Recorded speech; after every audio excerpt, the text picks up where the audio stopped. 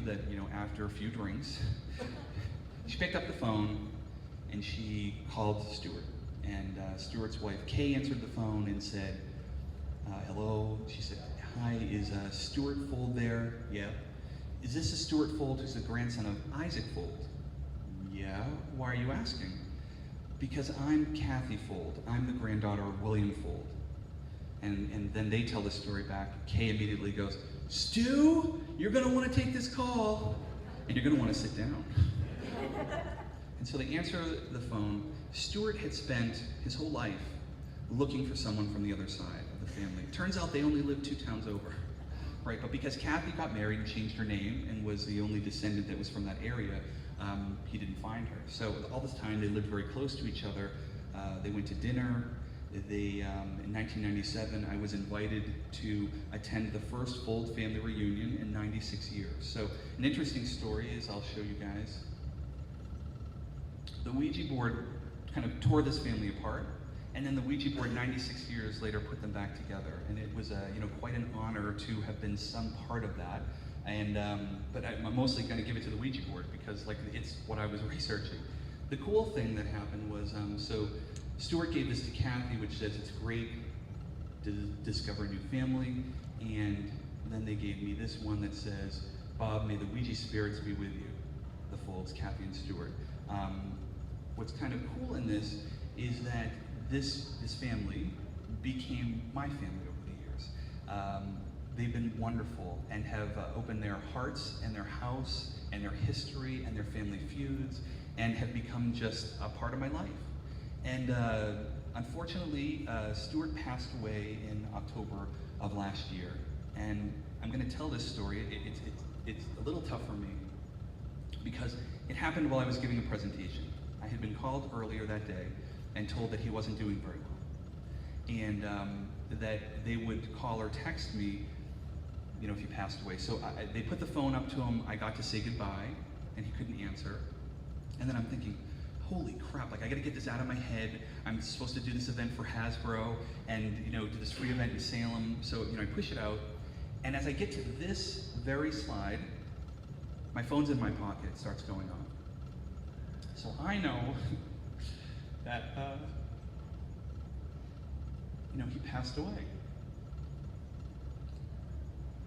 And I have to get through the rest of the presentation, right? So it's pretty tough. And it was really weird because it happened right at that time. I mean, again, timing is everything. But that's what happened. So I get through the rest of it, I call back, and he had passed away. And it's too bad because if Stuart was here, he'd love this.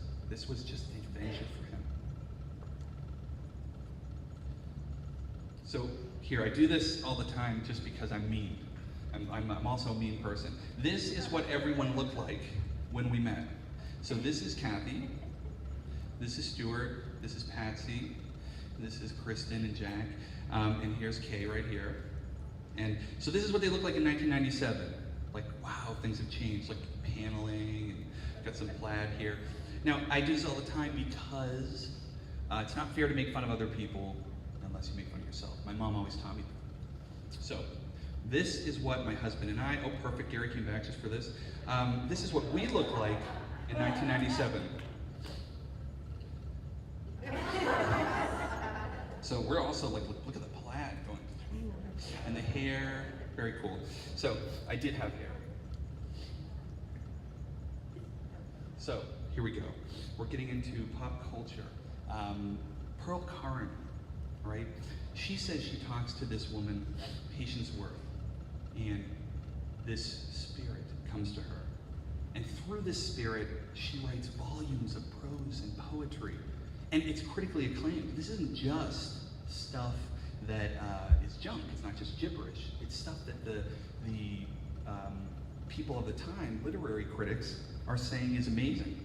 And so she goes on to write 6 novels, thousands of pages of prose, and to this day, people still say, what was going on? Was this her subconscious? She was not a well-educated person. How could she do this? Now, this is the earliest clip we have. It is not the earliest clip that the Ouija board shows into, but it shows the Ouija board as something scary. Scariest thing I can think of, which is a date.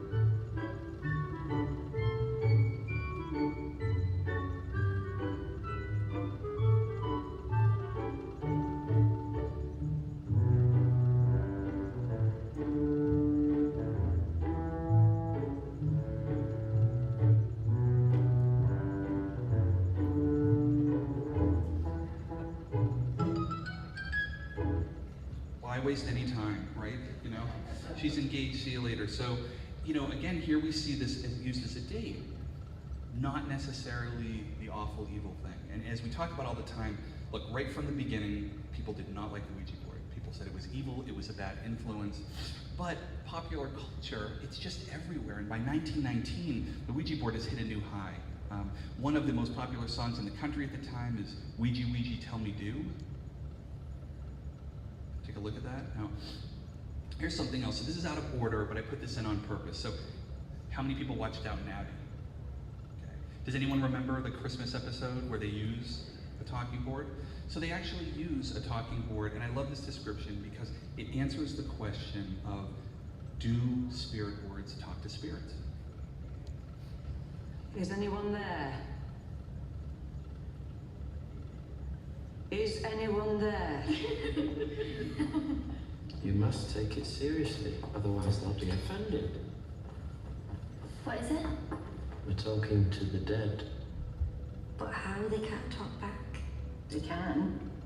That's the whole point. Come on, Daisy. No, I don't think it's right. If you'll all be quiet, I'll try again. Is there anyone there? Yes, someone is there. What is going on? We're just playing a game. A very unsuitable game, Miss Bryan, especially on Christmas night. Please put it away at once. I'm surprised at you, Daisy. Are you sure there's nothing in it? Quite sure, thank you. Don't you believe in spirits then? Well, I don't believe they play board games.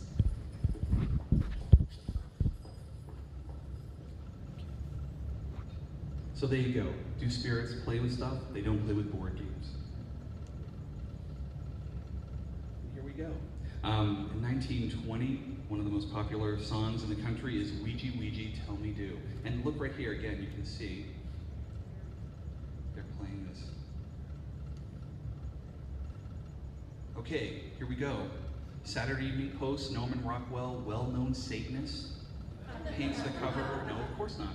He's painting what he sees, and that's the cool thing about looking beyond the board, right? He sees, according to his writings, he attends this camp in Vermont, and he sees all these couples playing Ouija boards. He goes back home and he paints this, and this is fantastic, because look, their knees are touching, their fingers are touching. She's looking off into the ethers, and he's... Nothing changes. Here we go. So another super scary, 1920, we're going to see an animation that we have that you'll see scares the hell out of this guy.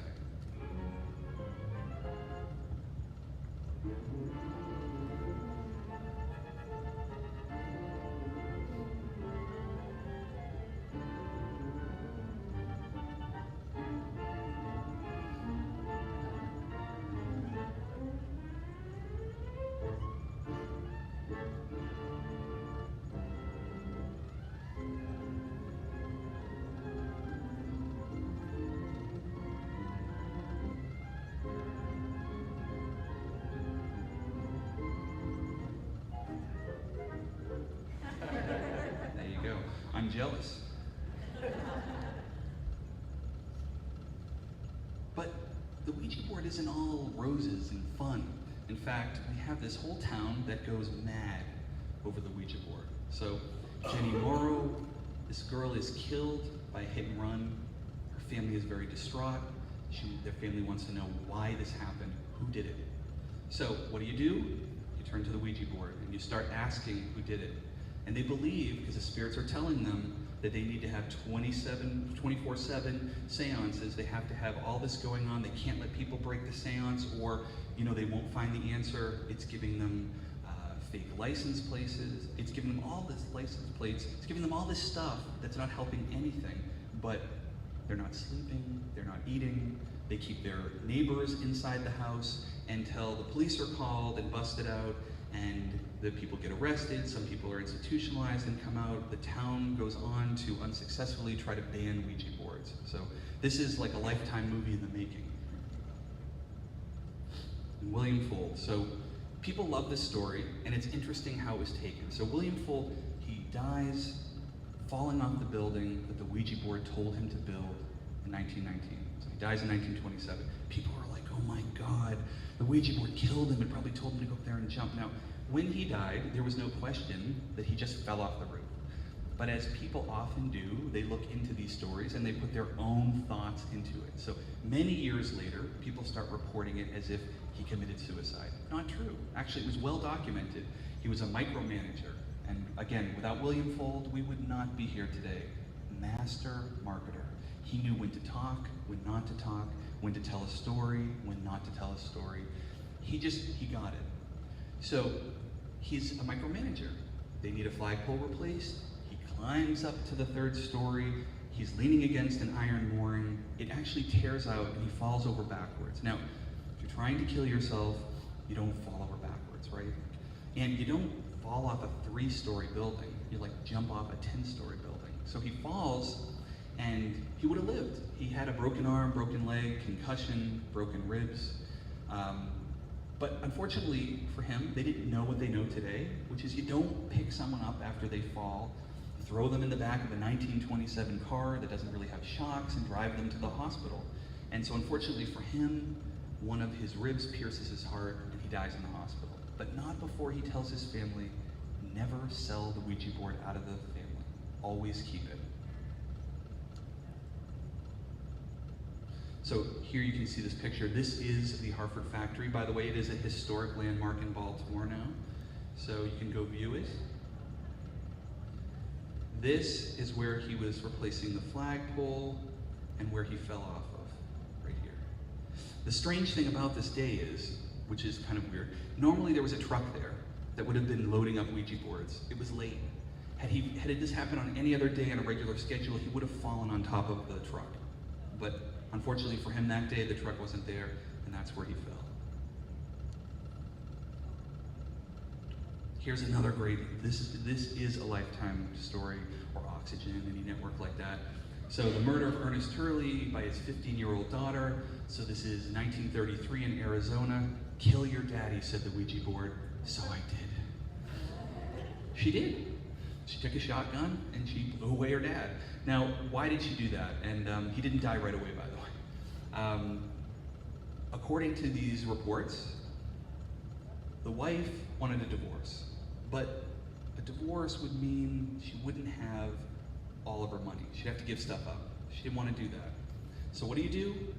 Get the Ouija board, get your daughter, you push the planchette telling it to kill your father because that's what the spirits say. You agree that this is what the spirits are doing, and you let your daughter do this, and that's what happened. So she shoots him, he lives for a while, he dies in the hospital, the wife's arrested, she's convicted, the daughter gets taken into police custody and is kept away from the mother. The mother eventually gets the sentence overturned because how do you prove that she was really doing that? You can't. But you know, I tell people all the time, Ouija boards don't kill people. People kill people, right? So the Ouija board, did it do this? No. Here's kind of an interesting story, right? According to some reports, co-founder of AA, Bill Wilson, actually received the 12 steps through his spook room with a Ouija board. We don't know if that's true, but it is something that people in his circles claimed after he died. So the Ouija board, not all bad. This is great, this is great. The torture of 77-year-old Herbert Hurd and the murder of his wife Nellie. And this picture is fantastic, right? Like, look, you got this woman here, she's whipping this man, she's burning him with a hot poker, she's got a gun here, these angry spirits. What is happening? Kansas, 1935. And remember when I showed you that clip before, they were like, oh, Kansas. So like, here we go, this is what was happening there.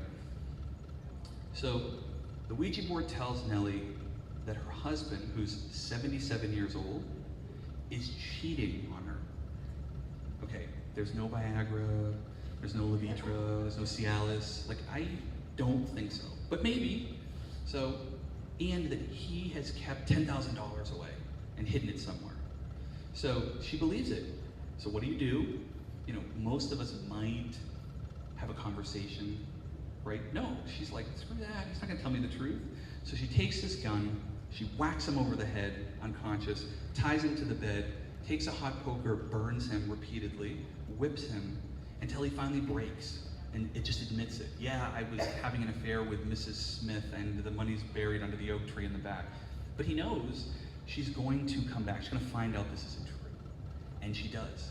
So when she comes back, they struggle. He gets the gun, shoots her, runs down the street in his underwear, where he's picked up by the police. So of course the police are like, he tells the story and they're like, you are insane. You're just saying this because you want, you killed your wife. You're trying to get away with it. Well, it turns out it's true, and that actually his stepdaughter was in on this and knew about it, so they were able to prove it, and he ends up, the charges dropped under self-defense. So here's a great story of what the Ouija board can do. And here we go, super scary. How many people have ever seen I Love Lucy? Awesome. So here we go. Here we're going to see I Love Lucy playing the Ouija board. Oh, you studied numerology? Of course. I'm a 1. I'm a 3. I'm a 5. We're all odd, aren't we?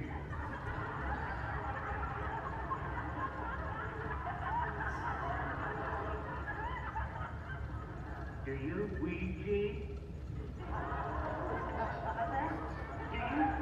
Do you Ouija? Well, I'm not sure. I mean, have you had any success with the Ouija board? Oh, Ouija board. Oh, no, I haven't gotten around to that yet. Oh, too bad. I've won out 3 of them trying to contact my dear departed Tilly, who left me 3 years ago. Oh, I understand. I wish I could find a good séance. You wouldn't happen to know where they're having one, Mrs. Ricardo, would you? Well, now, it just happens that we're having a séance at our house tonight. We are? Oh, we are. And we'd love to have you come. We just happen to have a vacant chair. Oh, I just can't wait. Who knows, I may even get to talk to Tilly tonight.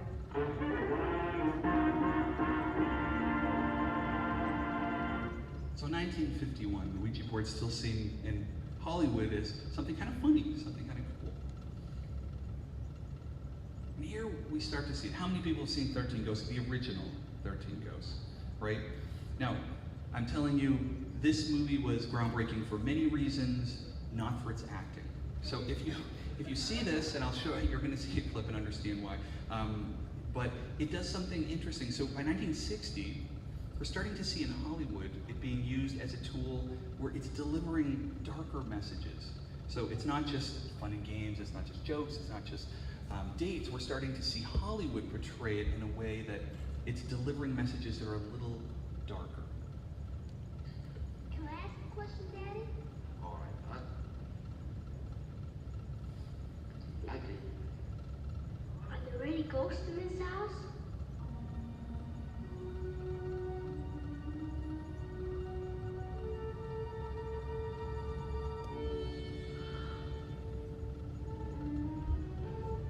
I was pushing toward no, but you all ganged up on me. No, I was helping you, Ben. And I think this is silly. You don't want to play? It's rigged. How can you say that after what you told me this afternoon? That's a toy. You want to play, Daddy? I think I'll go along with Hilda and Ben. Let's stop. You want to try it with me, Buck? You ask the question, Buck. How many? How many what? It knows.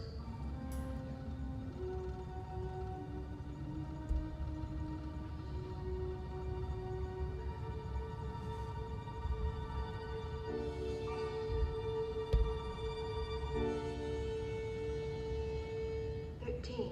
13 what? Ghosts.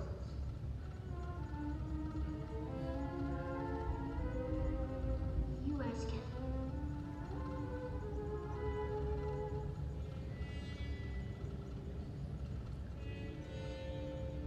Are they going to hurt us?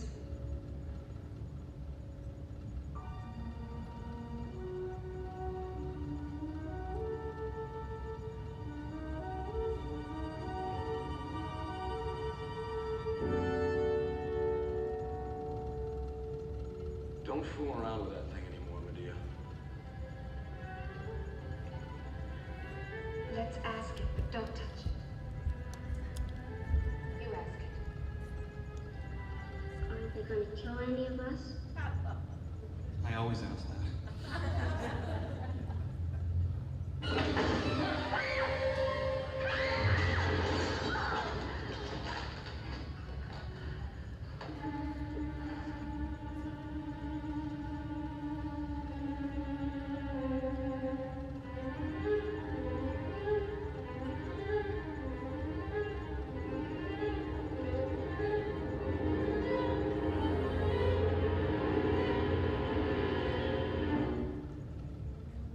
Don't ask it when.